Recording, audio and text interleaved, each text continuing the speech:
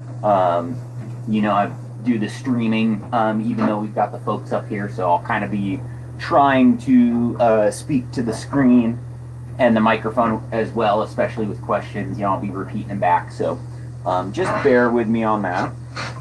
And yeah, I'll spend the first couple minutes. We'll just do a quick roundabout. I heard y'all were introducing yourselves already, but just a quick roundabout on maybe what kind of garden you have, gardening experience you have, or you know plans for this year. We'll keep it brief, but you know if it's just veggies, fruit trees, raised beds in the ground, whatever. First year, 10th year, whatever, and then where you're at in our area, and then we'll jump right into it.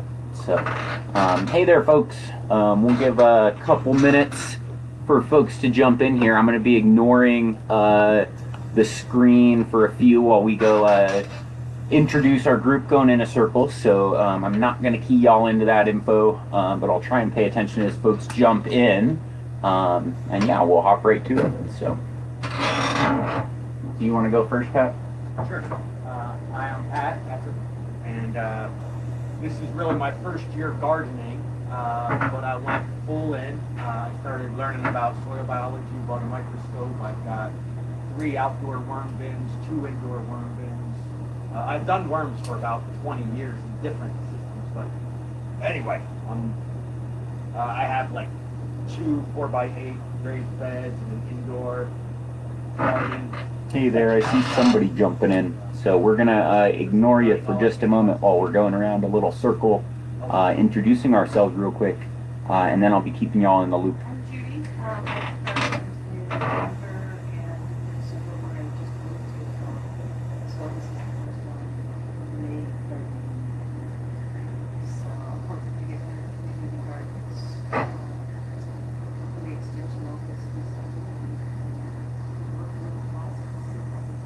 Oh, great.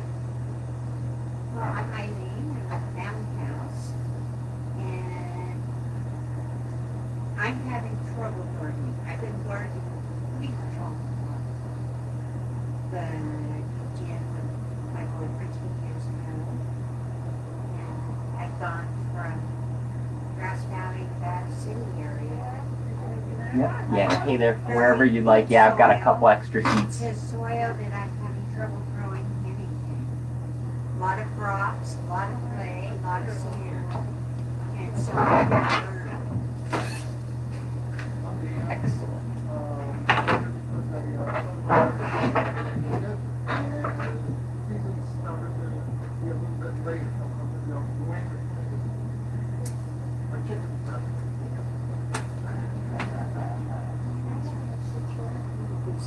Hey, so I see y'all there. I'm not ignoring you entirely, but we've got a few folks up here in person, so we're just going around doing a quick introduction, and then we'll be jumping right into the class. So stay tuned. You know, grab a beverage, whatever's going on, and we'll only ignore you a moment or two more.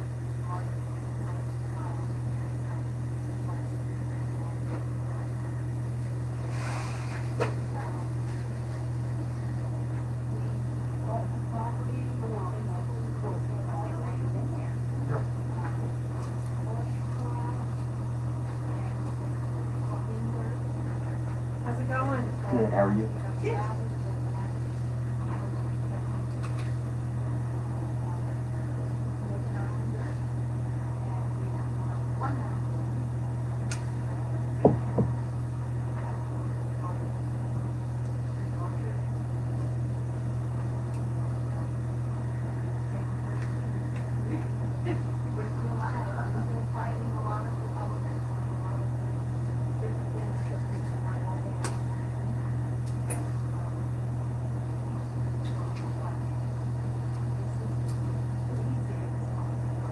Right.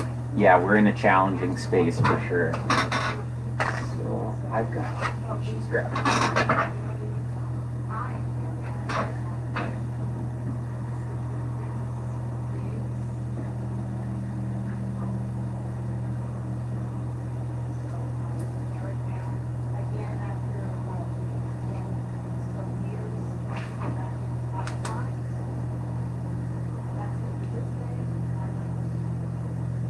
Love it.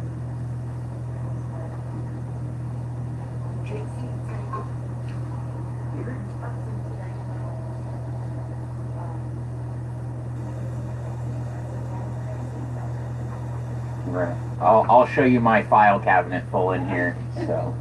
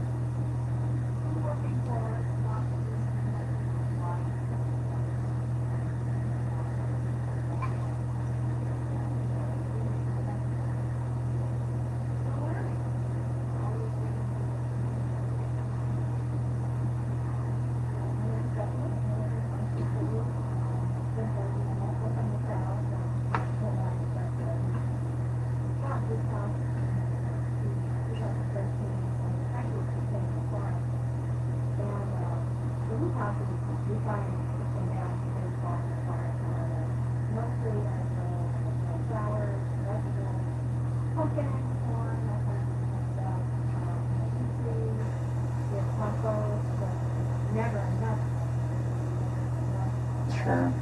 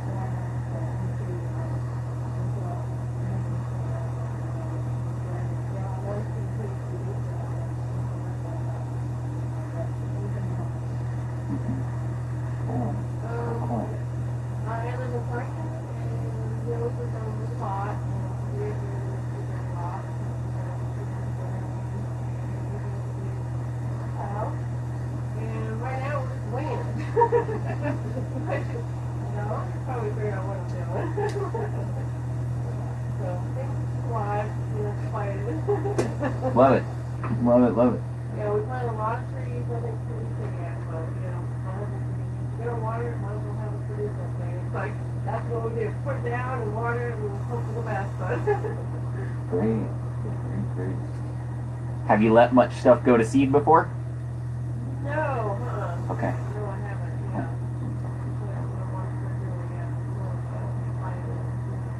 Excellent. Cool. Well, we've got a few folks tuned in online, so Vicki and we've got another couple that just joined us and can Hi, I'm introduce. Vicki. I live in Carson also. Backyard gardener. I got raised beds. I grow out of the ground. I like to play in the dirt, and I have the same challenges as everybody else here. So, like I was thinking about what you said, in May you got to be ready to cover at a moment's notice, but maybe you won't have to. Right. It's the So, challenge, and it sometimes is. and it's the cool irony about being in Nevada is sometimes it pays off to gamble.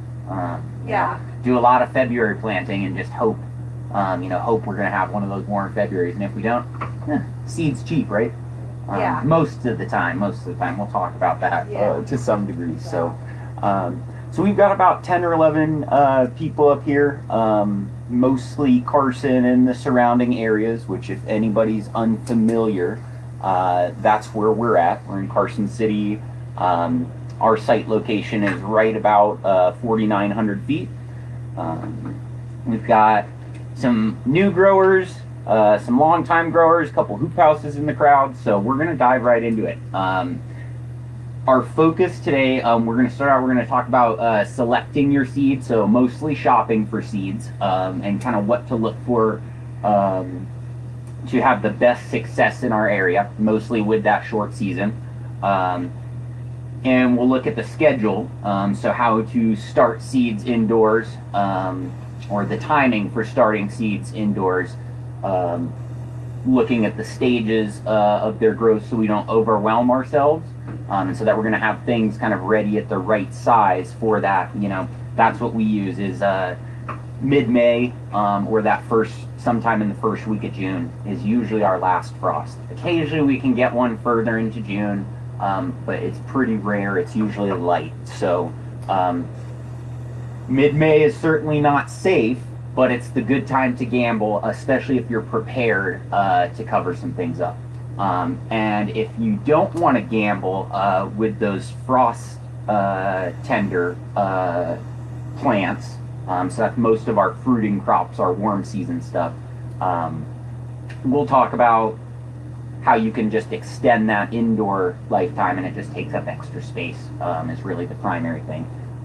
We'll look at different suppliers, and then we'll dive deep into propagation and some of the techniques I have for starting seeds, some of the things that I think are important for starting seeds indoors, which lights are a big one. Even though we're a sunny place, sunny windows are often not sufficient to get a good start when we're starting things, 4, 6, or 8 weeks ahead of planting outside. You're going to have some lights and some shelves if you want to do that.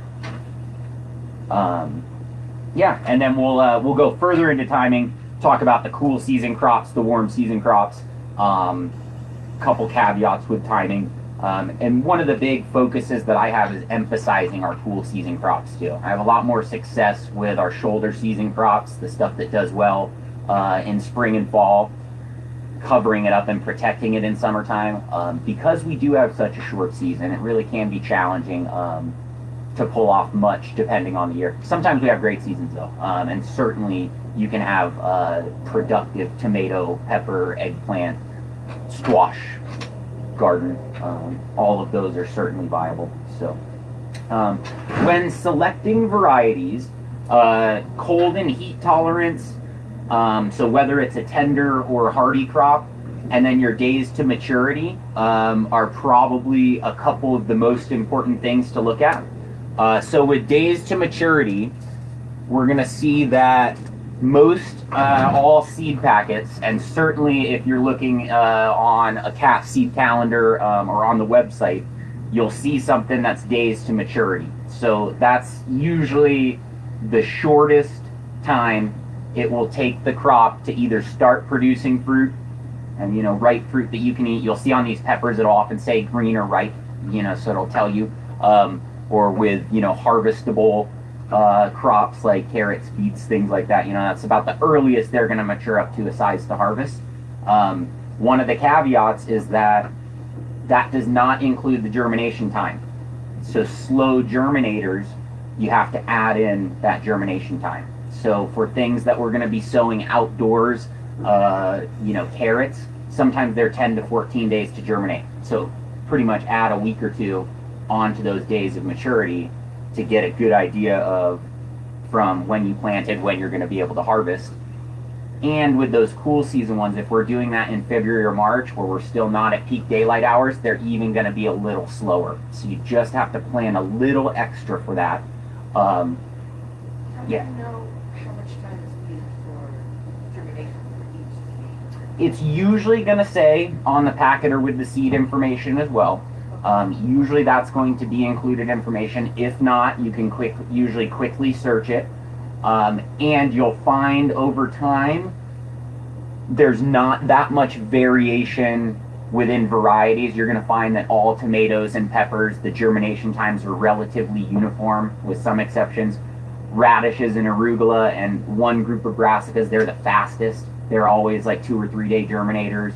The rest of the brassicas are pretty quick, 5 days to a week. You get a feel for them, and there's variation between like the groups and like the specific types, but when you're shopping like your varieties of tomato, you're just going to look at the days of maturity and assume a 7 to 10 day germination for all tomatoes. That's pretty safe.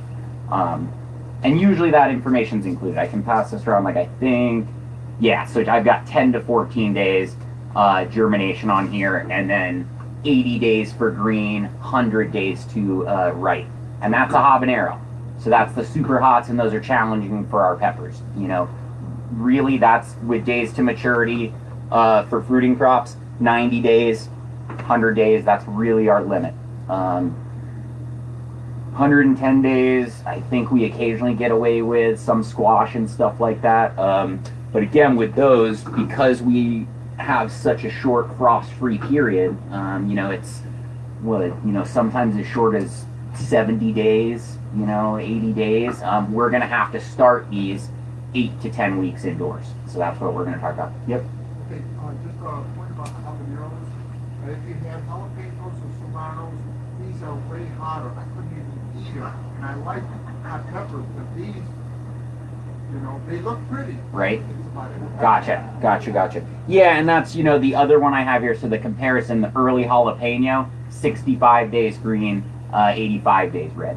And we're mostly, you know, if you're fresh eating your jalapenos, you're mostly going to be eating them green. But, you know, there's most of our chili peppers have a different name when they're ripe and dried. So I think the smoked ripe jalapeno is the chipotle. Or I might be mixing up, but you know, I don't know them that well. But they're always hotter when they're ripe too. So yeah, another. So 90 days is going to be kind of our limit when you're shopping those seeds, and really you're just going to want to figure out when you decide you're going to start planting ahead of the weather. You know, you're going to decide how much you're going to gamble kind of ahead of time. But basically, you know, we look at the calendar, we're going to look, okay, if I decide I'm going to gamble and start planting mid-May for that warm season stuff, then I'm going to be starting, you know, 12 weeks ahead of that. And so that's what you're going to plan for. If you decide you're not going to gamble as much, you're going to wait till June 1st, you know, we count back our 12 weeks from there. And that's that 12 week, I'll go deeper into the schedule, but that 12 weeks is like tomatoes, peppers, eggplant, we wait a little bit more, and then like our squash, zucchini, big seeded stuff like that, we're only doing 4 to 6 weeks ahead of time. That's all. Some of that is just the limit we have to be able to cultivate it nicely indoors before it gets too big, too out of control, or root bound. That's the other thing to avoid. So now, so the other group, I mentioned the cold heat tolerance. So basically we've got two groups of crops in that regard. We've got the frost sensitive stuff, which that's most of our fruiting crops, like I mentioned, the tomatoes, peppers, eggplant, but it also includes, you know, corn, zucchini, squash, what else are our frost sensitive? Tomatillos, okra. Then all our cool. What's that? Oh, basil, yes. Let us know. Let us know is a cool season one, and we'll talk about bolt. You familiar with bolting?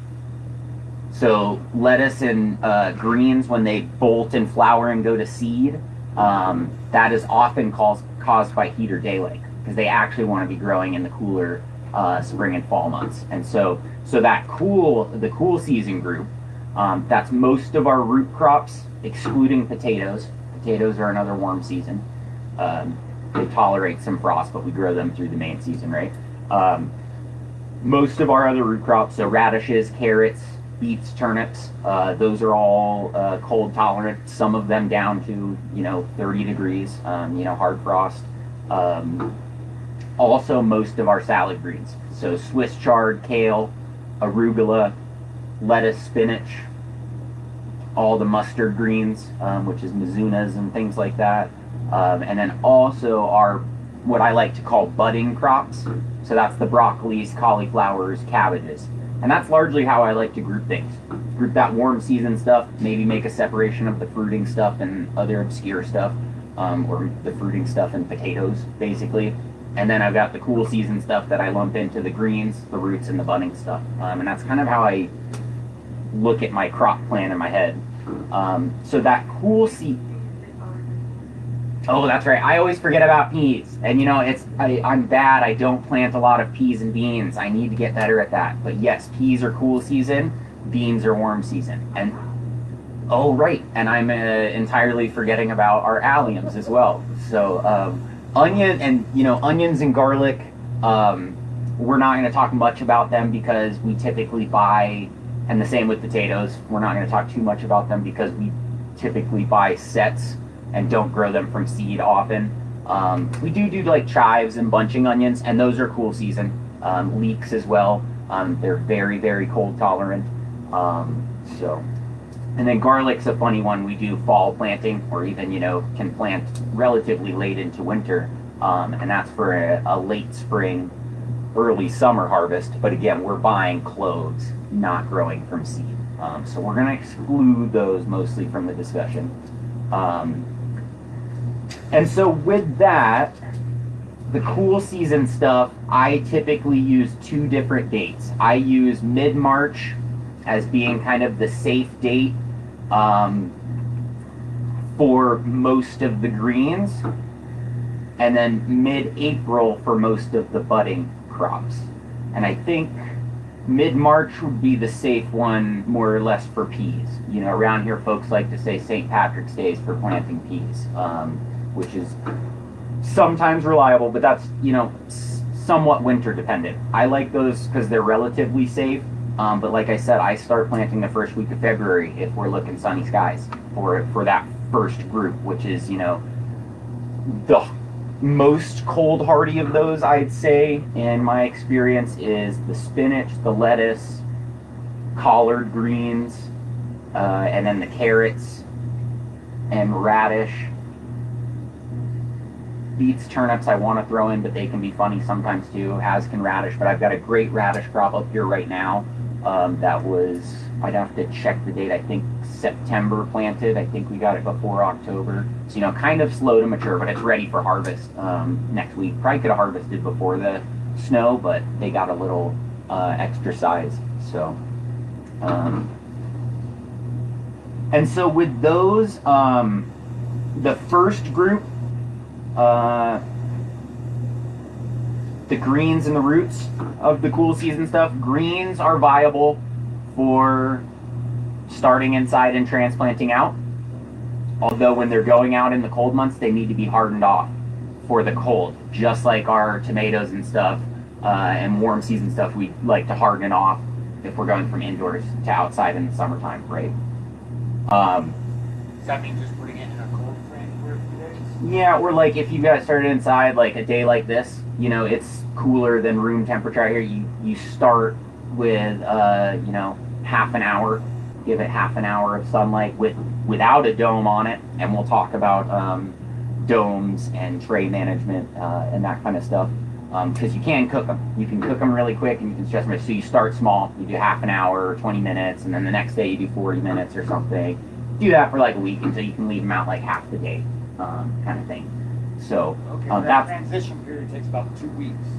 yeah, usually at least a week. You want to harden off usually, you know, I'd say 4 days or a week minimum. You want to be hardening stuff out if you're going from indoor out into harsh environments. And it doesn't really matter whether we're going from indoors to warm season or indoors when it's cold outside, because it's harsh with the wind. It's just harsh. We want to harden our plants off. So, you know, we do that before our plant sale. We harden the plants off, you know, a few days before sending them out. We don't give the full week, and we recommend that folks continue that you know, process upon taking them home. So, but so we'll call it our mid-March group, the extremely cold tolerant ones, greens and roots. The greens are viable for transplant. The roots are mostly not. My counterpart over at the high school site has been having more experience, has been experimenting and having some success doing, I think, carrots and beets. I don't know if he's done radish or turnip, and transplanting them out. And I believe from regular cell trays, not from compostable. You know, sometimes you may be able to do that in like an egg carton and then just cut it and plant the whole egg carton. But most of those root crops don't like much root disturbance, and that'll send them back. And when they get funny, sometimes that's when they either bolt or just won't make a nice root. If you've ever seen a beet that like looks all nice but it's just skinny and doesn't really make that root, there's many things that can cause it, but it's pretty much any kind of stress is really what's going to lead to that. So the greens are definitely an option. We just need to harden them off. And then the mid-April group, so our budding brassicas, our cauliflowers, cabbages, and broccolis. I feel like I'm missing one out of that group. Anybody? It's not Brussels sprouts because they're full seasonal. They could be included in that group, but they're going to stay out the whole season, as opposed to where our goal with these is to be maturing, you know, mid to late June. and we'll talk about them potentially needing some protection in June to get them to finish nicely. But that group is certainly a reasonable choice, or excuse me, is good for starting inside to transplant out. And that's going to be 4 to 6 weeks ahead of that mid-April date. So some of that's, you know, starting right now. I'm just starting some of those cabbages, broccolis, cauliflowers, a little bit early for the hoop house, but you know, that's kind of how we're looking at that date. That's going to be similar to how we count back our squash and zucchini. Cucumbers are the other one in that group with the squash zucchini, 4 to 6 weeks back from either mid-May or beginning of June. So, sorry, a little all over the place there, I know, but we're coming together and we're gonna dial that in at the end as well. So,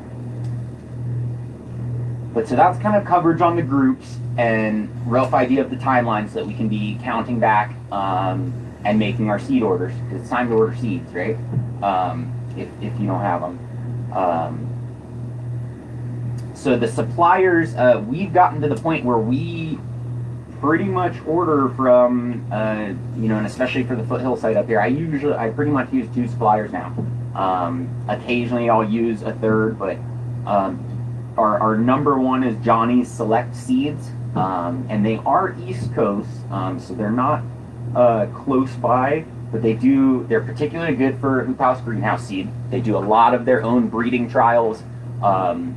Really good supplier, and they're affordable and they have good quality seed, and a wide variety. So High Mowing is another one that we use a lot of. I think I can't remember where they're out of, but they're not particularly close either. Territorial Seed Company as well, and I believe they are in Pacific Northwest.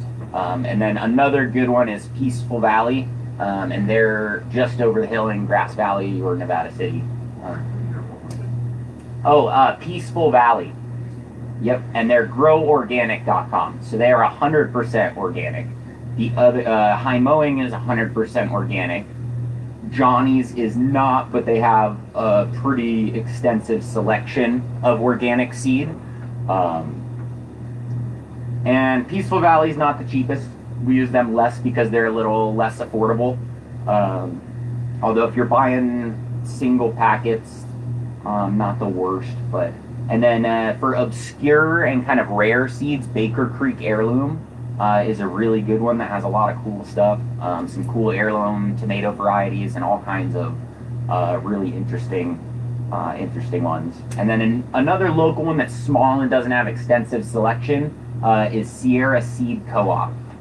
And I think they're also Grass Valley, Nevada City. They might be a little outside of there. And I think they actually have a seed co-op membership kind of program where you sign up and they send you relatively seasonally appropriate stuff monthly or every 2 months or something. So a cool little program to potentially look into. And then for Asian varieties, another really good supplier is Kitazawa. And they're a long-term Asian seed, mostly Japanese seed importer in the Bay Area. And they've got some really, really good stuff, especially, you know, interesting varieties of daikon radishes or Asian greens, and a lot of cold-tolerant stuff that does really well in our area. So the other so when shopping these varieties, the other big thing, aside from days to maturity and obviously, you know, what the group is, germination time, we know we have a short season. We know that we have big temperature swings. You know, even summertime, we get cold at night. We have really hot days. So slow to bolt varieties with our greens, and, you know, radishes and other crops like that, slow to bolt. And then with our fruiting crops, early to mature is always a good sign. Things you're going to want to be looking for, heat tolerance, cold tolerance, depending what we're looking at. You'll see things labeled for drought tolerance. A lot of the disease resistance that's bred into seeds, mostly rot kind of diseases and, foliar diseases, fungal, bacterial things that are often related to high humidity.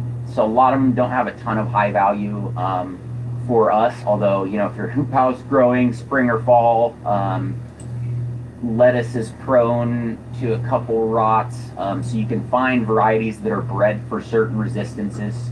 So powdery mildew, you'll sometimes see resistance to in certain varieties, and that's maybe something you'll see in some squash and zucchini varieties. Maybe worthwhile if you know you have powdery mildew on your site. Tomato varieties, you can find resistances to some of the blights, which, we have some issues with early blight in our soil at our locations.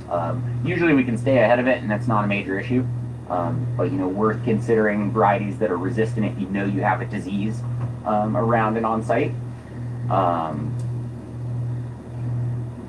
Holy smokes, there's one other big thing that was just in my brain, and I'm losing it. As far as what to look for when we're picking slow to bolt, it'll pop back in. So yeah, so that's in a nutshell the important things that we look for when we're shopping seed varieties. For the most part, we've got some tried and true varieties that we kind of use now, and we limit our experimentation with new varieties. Tomatoes, my favorites now are Mountain Princess, Moscovich, and those are like medium-sized slicers. We love the yellow pear and the black cherry for cherry varieties. A lot of folks love the Sweet 100. We do a Sweetie or a Sweet 100 from time to time as well. And then I really like the, not the San Marzano, Gilberti paste tomatoes for the paste method. We have decent success with San Marzano and another paste variety, but the Gilbertis are a weird, like, kind of pepper-shaped, funny-looking, but really big, meaty, productive paste tomato. So that's become a favorite for us. Early jalapeno and cayenne are the great, reliable peppers, although I've been having decent success with a paprika pepper called Ferrer Ozone, and it's funny spelling. It's Feherozone. But just kind of an obscure one. So, and again, those are mostly, we initially selected some of those because they're short days to maturity. That's the primary factor, and they seem to produce early, even if we've got swinging temps a little bit. So that's what we're looking for. So the other big thing, heirloom versus hybrid. Heirloom basically means open pollinated, so it's going to be reliable seed to save year after year. It's open pollinated in the field, and they still stabilize those genetics. Hybrid seed can have really great characteristics and be really reliable and really good growers, but it's always sold as an F1 generation, so it's an unstable cross. They've got this batch of seed that they know is going to produce these results because they've hybridized it. I don't know the details of the process, but if you save seed from it, you're going to get all kinds of crazy variation. So you need to remember that if you're going to end up saving some of your own seed, you need to keep some track of if you have hybrids in the garden. And it's easy enough to plant all heirloom open pollinated seed, but you're going to limit yourself. You're going to lose out on like some potentially cool varieties, but not that big of a deal, but something to note. And then furthermore, if you're going all organic with selecting your seed, you're going to limit yourself more in some of the varieties from some suppliers.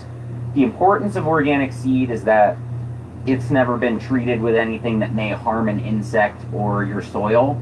But if you're practicing organic gardening at home as it is, the plant's being grown organically, and a lot of the times it's not going to be an issue for the organic landscape. And it's only an issue if you're certified. I don't know the ins and outs of what nasty stuff goes on certain seeds. I think I've heard about the neonicotinoids or neonics, the really nasty bee toxin being used in certain seeds for some reason, but I don't think it's widespread. So, we we occasionally plant inorganic seed, but we certainly focus on it. So we're not certified. We don't have to stick to it, but I just did my seed order, and there's just a couple varieties that I couldn't go without. So I got, the regular seed. So yeah, any questions on that? And feel free to chime in and chat. I know I've still got a few of y'all in there. Let me know, volume's good, everything. Otherwise, we're going to jump into propagation. And that's our starting seeds at home. And this is where, again, the planning comes into play. So with all this, counting back dates and whatnot, we have to figure for space in our garden too. So some of that stuff we may be looking at putting out mid-April. And we're looking at mid to late June harvest. So that space isn't going to be free up for tomatoes and peppers and warm season stuff if we want to put it out mid-May or the first week of June and actually pull off a crop, right? So there's some planning that goes into play there. You can figure out some follow-up crops. Potatoes could be a follow-up crop. Garlic may be a good one in that area. If you're going to do, budding brassica group, you could roll that into potatoes, maybe finish potatoes, plant garlic, and then the next season you could do your fruiting crop in there and do a rotation that way. But you'll have to look at that and figure that out. And the other big one is these stages of propagation we're going to talk about. We're going to talk about starting in trays, 4-inch pots, 1-gallon pots. 2 weeks in their starting pot usually, unless you start them in larger pots, which is a waste of water, soil, energy from the get-go. So typically we're going to start as small as we can, and then we're going to move things up in size as they grow. And you can run into health problems if you don't keep up with that. So typically from our small starting tray, you're only going to have 2 weeks from germination until they're going to be need to be potted up. And then we go in from what we call, this is a 96 cell tray. So this is the half of it is 48, and they fit what's called a 10 by 20 tray, 10 by 20 inches. So that's important for shelf planning too. So these 10 by 20 trays, they make other variations instead of these half 96 trays. Like they make little packages that they're all 6-packs. And so it's all 6 that fit in, which I think is probably more ideal for the home garden, especially your fruiting crops, because then you can be doing, 6 of one tomato, 6 of another, 6 of a pepper, 6 of an eggplant. These are great for greens and stuff, though, where you do a whole half flat of lettuce or a spinach. Because with those ones, when we look at our, some of those are viable for direct seed. But if we do want to start those greens indoors, we can go straight from here to outside. So you can take that plug and then go straight outside, sometime in March, maybe sometime in February. Going back to those tomato plants in the 6-pack though, can they go straight outside from the 6-pack? That goes up as well. So no, we would pot those up. We would take those to a 4-inch and maybe a 1-gallon, depending how early you start. Usually for spatial reasons, you're going to want to try and stick to the 4-inch and time it without them getting root bound. But it can be challenging. And then, if you have 18 tomatoes in 4-inch, and then you have to, and there's sizes in between the 1-gallon. We typically use the 1-gallon, so that's worth looking at. I don't know what the in between, and I guess that was maybe a quarter, and I don't know if it would be numbered. I don't know the ins and outs of not nursery pots, I guess. But the space jump is huge. So, if you have 20 plants in these little 4-inch guys, I'll grab a couple to show. And then you go to the 1-gallons, which are, that big. It's an exponential space growth. So that's the most difficult thing to plan with doing them indoors. And luckily, I'd say tomatoes are more tolerant of being root bound than other plants, So usually you can get away with putting the 4-inch out and you bury a bunch of the stem where you've usually got little root nodules and stuff. So that's typically the goal, I think. And we can probably go a whole month in the 4-inch. If we go 2 weeks in our little plugs, you can probably go a month may be able to push 6 weeks in that forage, but probably going to be somewhat root bound at that point. Excuse me. So as far as our planting goes, your mix is important. You know, a lot of the seedling mixes that are out there are great, the pre-made ones. I think it's always best to mix a few good brands together. You know, you're just going to get more variety. And you can certainly mix your own, you know, utilizing native soil mixed with other amendments, or potting soil mixed with some other amendments. Native soil, we obviously need to be really careful about our clay content. The most important properties for our seedling mix is that we want to have good drainage and decent water holding capacity. So texture needs to be fine, and we don't need it to be, we don't want too much fertility. We want a little bit of nutrition in that first mix for your plugs, but up until I think the second set of true leaves, maybe the third, the plant's pretty much just using seed energy. It's not using a ton of actual nutrition from the soil in those early stages of its life. So when we're looking at mixing potting soils, making our own, vermiculite and perlite are both minerals, but they are not the same. They interact with water very differently. Vermiculite holds water like a sponge. Perlite does not. Perlite increases drainage and aeration. It's super porous. It's like a, you know, microporous volcanic rock looking stuff under a microscope. Vermiculite is almost like mica. It's like flat, stacked mineral that'll soak up water like a sponge. So the combination of the two is great, but adding vermiculite is not going to increase your drainage. It's going to make it hold a bunch of water. So it's important to know that distinction if you're going to mix your own, or if you're getting regular potting soil and going to, you know, add some things to turn it into seedling soil, which would basically be taking normal potting soil and adding probably both vermiculite and perlite, or maybe vermiculite and some sand, something like that. Brands that I generally like: Garden and Bloom, EV Stone, as far as like the big box brands. But also now that Full Circle, I think they retail a seedling mix. If they don't and aren't doing that like commercial retail distribution, they still have a great potting mix that I think would be the best base to be adding.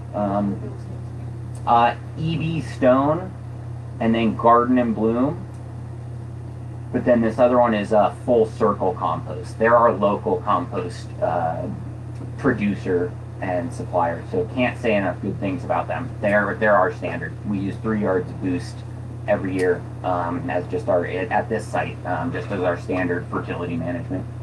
So so basically what you're going for versus a normal potting soil is just a bit finer texture and probably slightly improved drainage.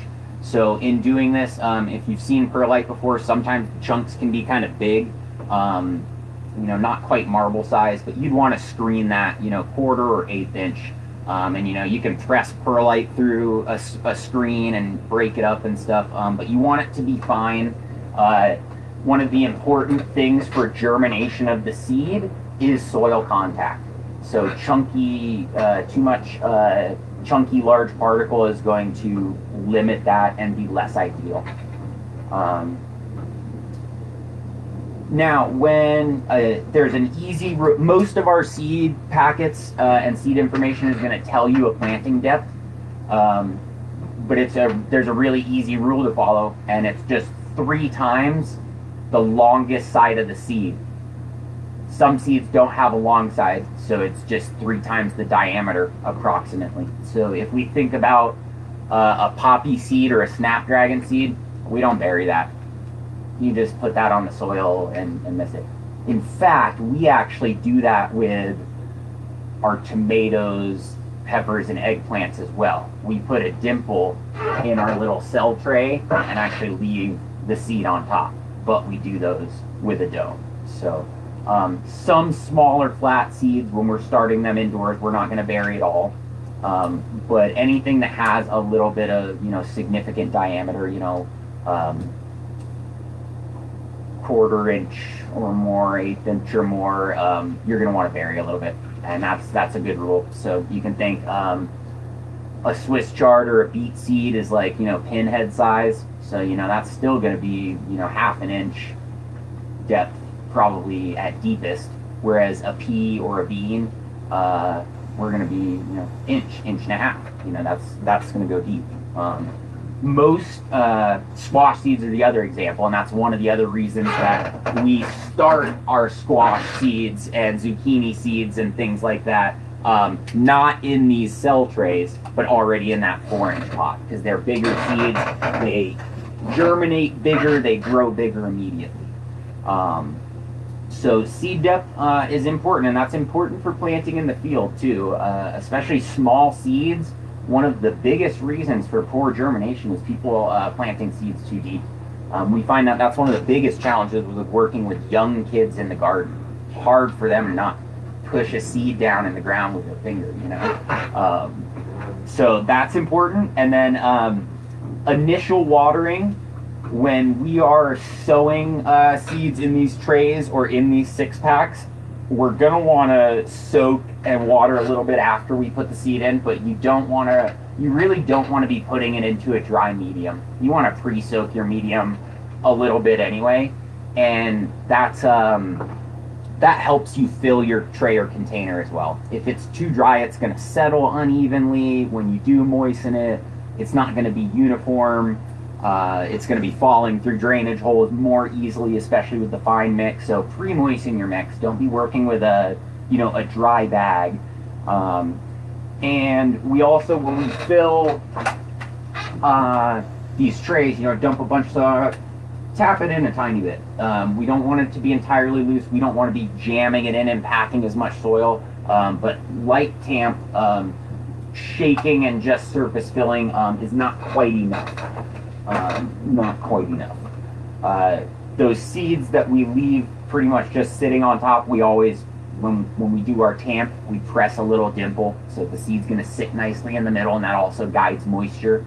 You need to pay attention when doing that, and especially if you spray with a spray bottle, that if you have a small seed, that you're not burying it deeper than you want to when you go and mist the tray, which we often do, mist and use spray bottles to water our trays until we get germination. As soon as we get germination, we usually start filling our 10 by 20 trays with some water in the bottom, or we'll have one full of water and we'll put them over in the side, saturate, put them back, as opposed to top watering. We get away from the top watering as quickly as possible because it's difficult with the small cell trays. It's easy to damage those sensitive little plants. If we can minimize getting the foliage wet, that's not a bad thing. So that's to be, promotes root development a little better. It's easier to know you're saturating. So, and then when we move up to our 4-inch pots, we often do the same. We'll line we can fit 15 in here. They're a little wonky, not totally level, but 3 by 5 of the 4-inch pots in a 10 by 20 tray.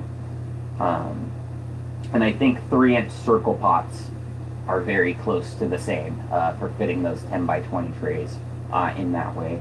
So,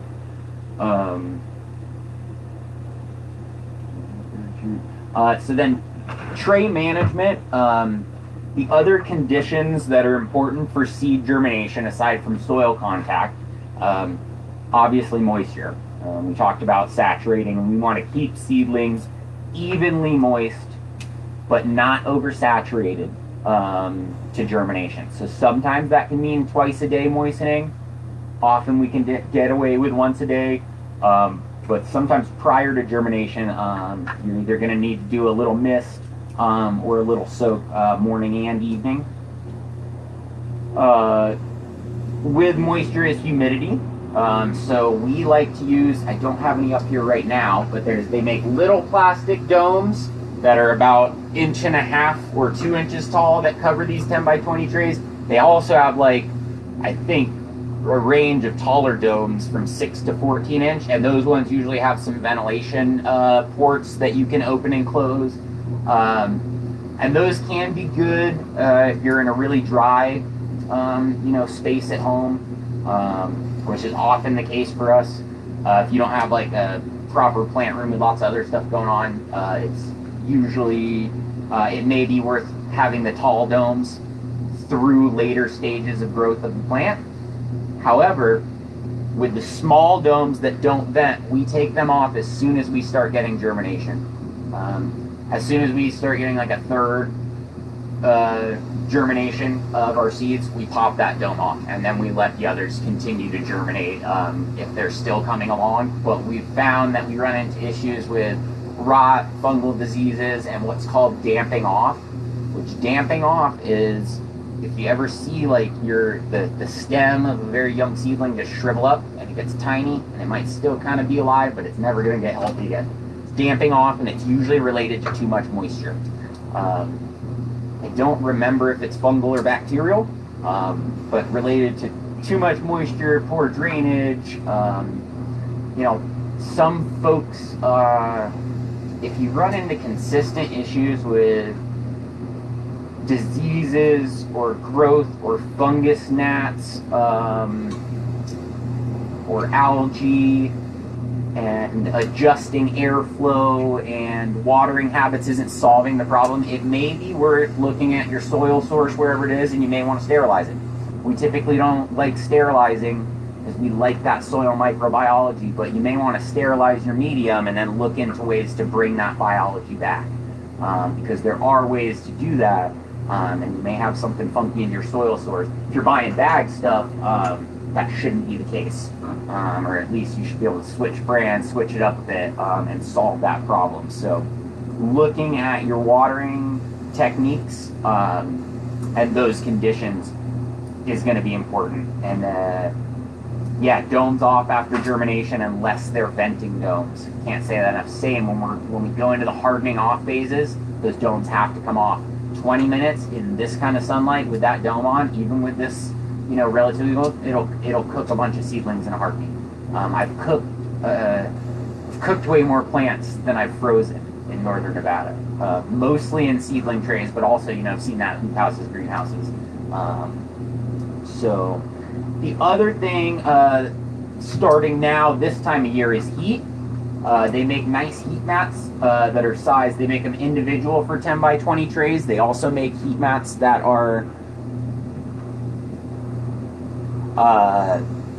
ones that fit a couple, and I think they make ones that'll fit 4, which that fits pretty almost perfectly on like the food safe wire racks, industrial wire racks, and they fit 4 10 by 20s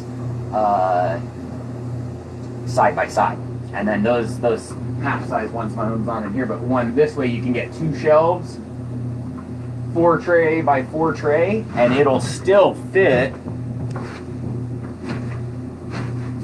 a fluorescent fixture, because the fluorescent fixture is only less than this wide, and so you can fit them in on a shelf, and you can still you can get your seedling rack set up and have a couple shelves where you can still get 6 or 8 inches growth, and then obviously you've got more space on that top one. So that's kind of the setup I like using. But most they make those heating mats.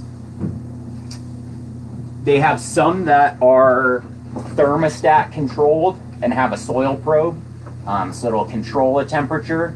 The regular ones, I think the way they say it works is it keeps it 10 degrees above room temperature.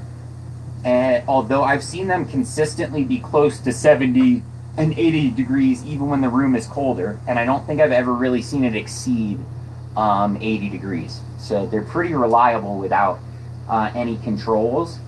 But most seedlings, even our cool season stuff, is going to benefit from that heat mat, especially if we're outside of room temperature. If we're doing this in a garage or a side space that isn't getting like normal house heat, that bottom heat's probably going to become important. That being said, it's also important to avoid putting our trays directly on any cold surface. So you need to have a shelf or a rack if you're doing it in the garage. Slab in the garage, your seedlings will never germinate, you know, if it's on that cold garage floor. But the tray sits directly on the heat mat. Correct. Okay. Correct. And is this the same kind of heat mat they have like at the pet store? I think they are very similar, yes. And you'll see them, the big box stores and garden stores will sell them as well. So you'd probably, you know, if you were to go to like, you know, Walmart or something, I bet they'd have something in the pet section and the garden section. Can I ask one more question? Of course. About lights. Before I forget. Is there Yeah. any place local where I can go look at different light setups? And if Um, not, what Yeah, lights? they got the,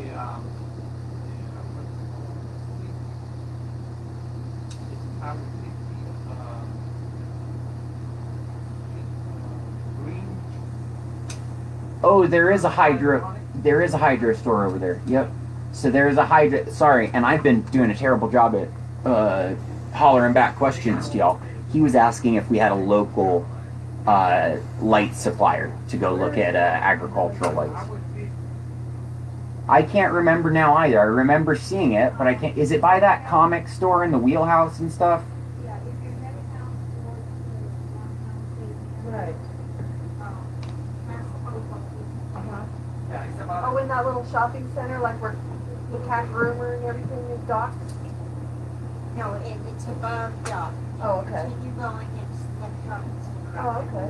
Yeah, and I see your comment, Charlotte. I'm going to mention that to these folks because that's Oh, a I good know. point. Okay, I know now, That yeah. things. Oh yeah, I don't know if y'all can see. Charlotte mentioned that snapdragons. No wonder the seeds grow better when they self-plant. Just scattering, because yeah, they're so tiny. If they get buried too deep, it's usually a struggle for them to be So I heard pushing up. once they can grow lights even though you turn it on and it works, then it might not work if they lose their ability. Yes, that can often be the case. It's important to look at agricultural lights, and so yeah, you know, avoid the big box stores with going for those lights. That T5 fluorescent, I think T5 bulbs are always in that pretty good plant spectrum. Right, and the LED you have to make sure you get plant lights, because not all LEDs. Is it the blue purple one? Gotcha. Yeah, I got a full spectrum LED earlier in the year, but it's got lots of white diodes, but you can see red and blue diodes mixed in. Right. And what that is each type of diode does a different spectrum of light, so that gets us closer to the spectrum that the sun provides. So it is important to look at that, and they're not crazy expensive either. That T5 fixture I think is just over $100, 110. And like I said, that does a 2 foot by 4 foot footprint. Yep. Right. So Yeah. If I can ask one more question. Sure. So I have one of those, you've seen them, they're plastic, it's an indoor greenhouse and has like 4 shelves. Mm-hmm. And I was thinking I needed a grow light for each of those shelves. Is that what I need? Yeah, if you got the no cover. Right. Yeah, I need. Yeah. But do I only need one grow light for each of those shelves, or do I need 2 for each of those shelves? You should be able, for that shelf size, because it's only a you should. 2 of those trays in there. Yes, in fact, you may have a challenge finding a light that's a small enough footprint for that to be cost effective. It may be more cost effective to have a shelf that's twice as wide because the light footprint's going to cover it. That's true too. Right. I need to fill every shelf. I got the greenhouse with all the rest. I put the light on top, and I put three. Mm-hmm. That's all I need. Yep. The rest is empty. I just put it usable storage. Right. Or start them before they need the light, and that's where I try and. But that's a dangerous game. It can be real tricky. You know, if you need this space you have this light space full of, all these veggies, and then you get those ones that germinate and you're not ready to move those other ones because it's snowing outside, it can be funky. Like I said, it's really important to plan. Oh man, and we're running out of time. We're about it. Mm-hmm. Oh yeah, we got to do that. Yep, they're excellent for germination I and. got everything on time. Mhm. Everything's cool. Right, and what do you use for temperature control? I got a greenhouse to do with that. Okay, gotcha. So another cool, Maple greenhouse. okay, cool little piece of equipment for this home stuff. They're called Inkbird, and they make temperature controllers and humidity controllers, but it's a dual outlet controller, and they're like 60 to 80 bucks. But they've got most of them have two outlets, and it'll have two different working groups. So like one for heating, one for cooling. So you can put heating stuff on one, you could have cooling stuff on another. Or what uh, I use is a heating and humidity controller. So one is controlling humidification, turns humidifier on and off within a certain range. The other one controls temperature and it turns heater, fan, things like that on and off. So it's a good way to control, easy way at home. You know, it's just like kind of like a programmable power strip kind of thing. I got a big sunroom. Right. And there's pretty much 3 people. So, Yeah, right. Yeah, my space stays drier. It's often sitting closer to 30, even indoors. I need more houseplants. Need more houseplants in there. That's going to be the ticket. So, but then that's a permanent pest management game when you're mixing the houseplants in. So, Inkbird, ink. Yep, yep, yep. All one word. So. Oh yeah, yeah. I have a couple. Right. I have a couple under that. I got two LED lights. I have a big one, a small one that I use for the seedlings, and then one of those fluorescent fixtures at home. But in the with the big light, I have it's a 3 foot by 5 foot fabric raised bed. So I've got a couple tomatoes in there. I've got alyssum and some herbs. I've got some carrots to harvest, just because I can't not have a full-on garden inside in the winter. So. Right. And last year we took those and we planted in the greenhouse. So they were 3 year plants. Oh wow. Right.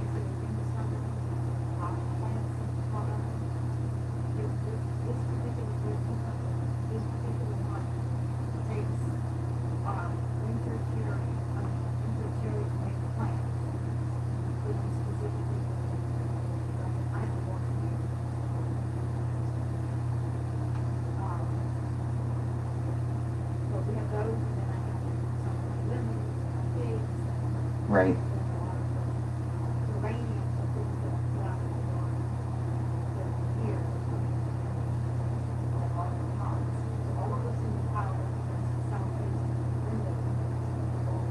Right.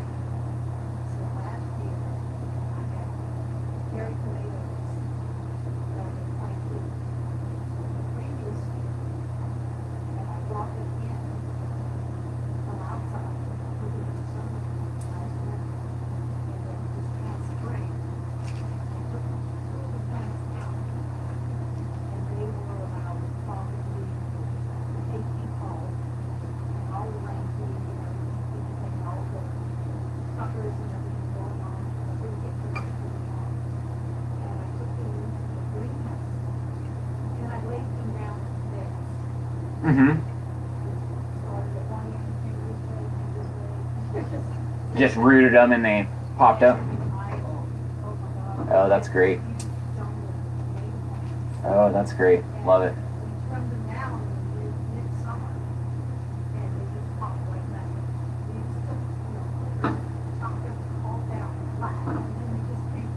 Right. Yeah, some of those, because tomatoes, peppers, I think maybe eggplant too, they will absolutely be perennials in tropical environments and live year after year. They don't die after making their fruit, as we know, except for some varieties. So we're pretty much out of time. I think if there's any other questions with timing, and scheduling, we can obviously hash it out here in person after the fact.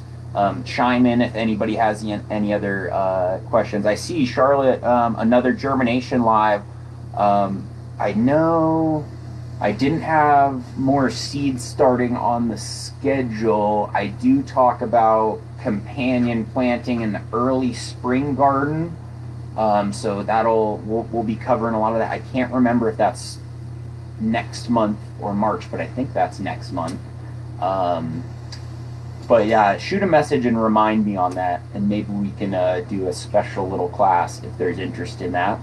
We'll get into more seed saving later in the season. Nope, I'm gonna do a quick thing on seed saving right now, just last couple minutes. So that only, like, the important thing, the main thing with seed saving is that you want to let, whenever possible, you want to let the seed mature on the plant as far as it can. So typically what that means, or what's going to expedite that process, is, you know, cutting water back, taking less care of it, and letting the plant just kind of finish its life cycle. Many plants, that's going to mean letting whatever vessel carries the seed, oh, thank you. I know that slope is not great for those chairs. Letting it dry entirely, it's often going to yellow or brown. You know, the grass, the clumping grasses behind you, if the seed hasn't already shattered out of those heads, it probably has. That's the look we'd be going for, versus when it was still green and tight like a bud on that grass. With a bean or a pea pod, you can't harvest a green pea pod and really expect those peas to be good, viable seeds for replanting. You let that pod dry as yellow as you can, but certain things like that, with pods especially, once they dry to a certain point, the geometry of the pod breaks it on the seam and shatters all those seeds. That's their whole goal. Some do that quite actively. There are exploding seed pods out there. So, yes? I have to look with the peas. Mm-hmm. I take like a bag and make a big bag, and I'll put that over a few of them, so when they start to drop the seeds, they drop right there in that bag. Oh, sure. Yeah, so that's a great idea. It's a good way to save your seeds. Yeah, you know, so Barbara asked here if we'd sponsor a seed swap. We actually were having a discussion about doing something like that at our Mother's Day plant sale, or something along those lines. So that's on our radar. Again, if you want to send a message, maybe we can chat more about it. If you have any bright ideas, we are certainly open. The extension office in Gardnerville is doing a seed swap on the 29th of this month. Okay, and so extension down in Gardnerville, so Douglas County Cooperative Extension, 29th, did you say? Yes. End of this month, the 29th is doing a seed swap down there, so can probably find that info online. But that's on our radar as well. So, and then what was just mentioned was for those, for peas in particular, someone's had good success putting, you know, a basket, catch net kind of thing underneath the plants to just allow them to shatter on their own and then save them that way. So that can certainly be a good way. I've done that with certain things where I miss my window to collect it off the plant. I did that with, what was it, the sweet pea. You know, not the edible, but the flowering sweet pea. They were big enough I could see a few on the ground, and I missed my window to get some pods, but was able to grab some off the ground. But basically, you want it to mature. Some plants are nice, and that happens very uniformly on the plant, close to one time. Other plants, it's going to happen, you know, periodically. Every couple days, you're going to get something ripening over a period of, you know, several weeks or even months sometimes. So, certain seeds are very easy to clean and process. Some are not. Paying attention to that when you're harvesting the seed can be helpful. So, you know, if you can spend a little time popping that pod and discard the shell into your container when you're out there, as opposed to just dumping it all in a bag or stripping it all into a bag, then you're going to have a lot more cleaning. Sometimes there's value to that. Sometimes there's not, and it's better to just throw it all in a bag, beat the heck out of it, and then there's a separation process, either with screens or using the wind or fans. We have done some successful winnowing, which is the term for wind separating the chaff from the seed. We've had some good success with just our winds.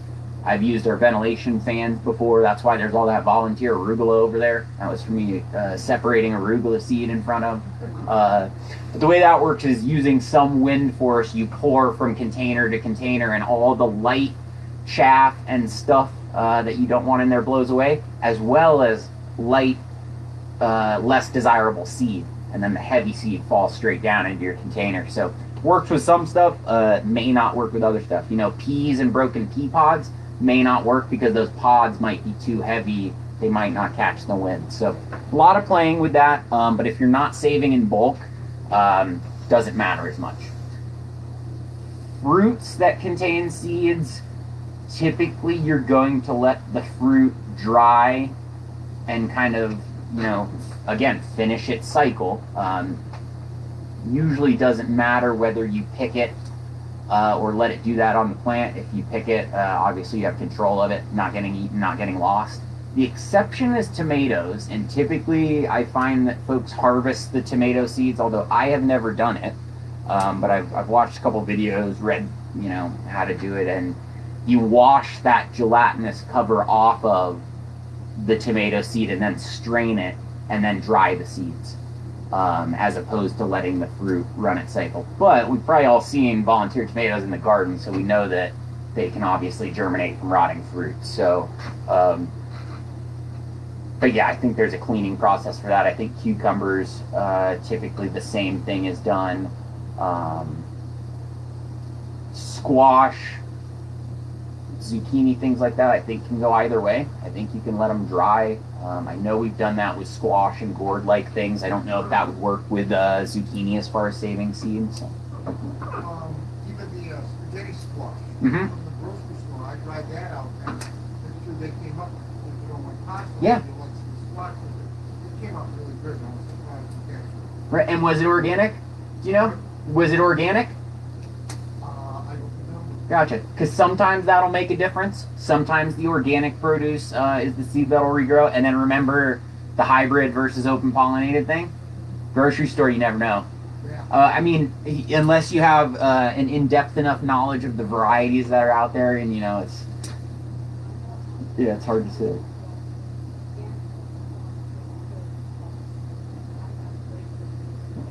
Oh, that's cool. Yeah, so that's totally viable. People clone grocery store, you know, mushrooms, shiitakes and portobellos and oysters, and things like that. So yeah, grocery store seed can work. Sometimes it doesn't, and you know that's the same. Like potatoes and garlic, it's not recommended. Sometimes it works. Sometimes it works. I've grown potatoes from grocery store, potato that was not organic, and it sprouted and did all right. But sometimes there may be growth inhibitors or something going on where that seed's not gonna work for you. So. Okay, garlic. You plant your first garlic, and after that garlic is used for seed. Yep. You get garlic everywhere, Right. and they grow wild. Right. No care, anything. And that's one of the biggest benefits of saving your own seed, is that sometimes even after one season, you're going to see a much better crop than the seed that you purchased, just because it spent that one season adapting, and just that little bit of adaptation and genetic genetic diversity, you know, is going to benefit. Yeah. Yep. That's supposed to be great with lots of allium species. Basil, as in around the base, not the crop of basil planting of alliums around your fruit trees. So.